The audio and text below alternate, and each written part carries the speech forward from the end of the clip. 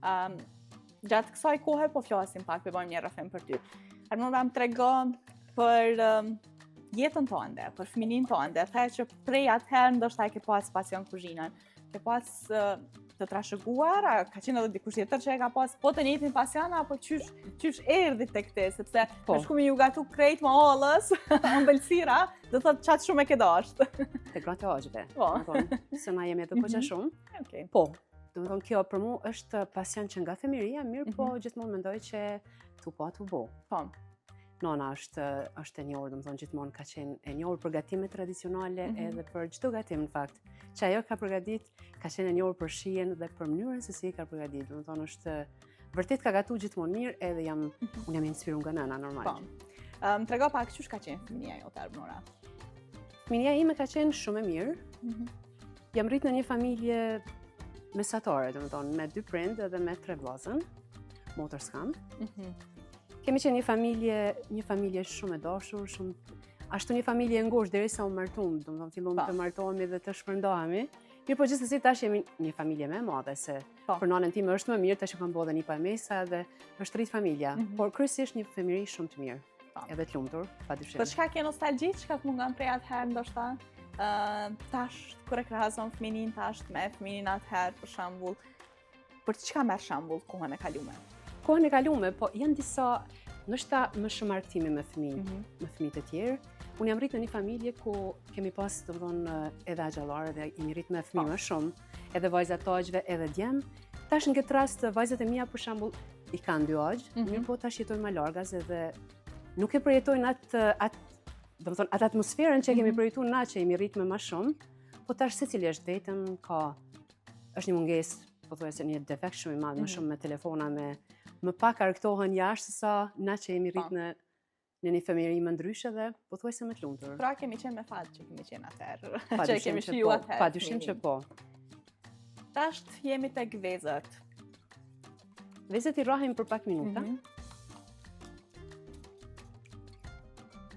Tek vezët do shtojmë rreth 100 ml ujë të gazuar. Pra ndoshta do ju duket pak e çuditshme, por uji i gazuar në këtë recetë ndihmon që leqeniku të del me i fryrë, të ketë ajër, pra mielli i misrit mos bie poshtë, po ta ruan atë butësinë dhe të del me i shkripet dhe me i butë si sfungjer. Okej, interesant kjo. Pra nuk do e hedhim të gjithën. Do të thotë pjekjes gota. Po, gota është më e madhe. Gjatë pjekjes, pra gasi i ujit humbet. Po. Mirë po efektin tek leqeniku e arrin. Shumë.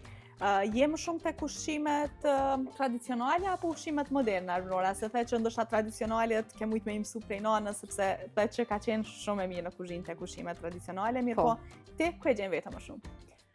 Unë nuk mund t'i ndaj, me të thënë të drejtën, mirë po do në fokusin e kam pas gjithmonë që nga fillimi që kam hyrë kuzhinës, mendoj që kam qenë më e fokusuar tek gatimet tradicionale, tek receta tradicionale që t'i ruajmë dhe t'i trashëgojmë edhe brezat të tjerë. Mirë po, për mu nuk është që mund të bëjnë një dallim se cilin e du më shumë apo e përgatis më mirë. Po. Nuk i ndaj. Nuk i ndaj, a? Po ndonjë ushqim për shembull që e ke të preferuar prej nanës ose që ta kujton fëminin, e ke, masi ushqimet e tua nuk po mundesh me i nda.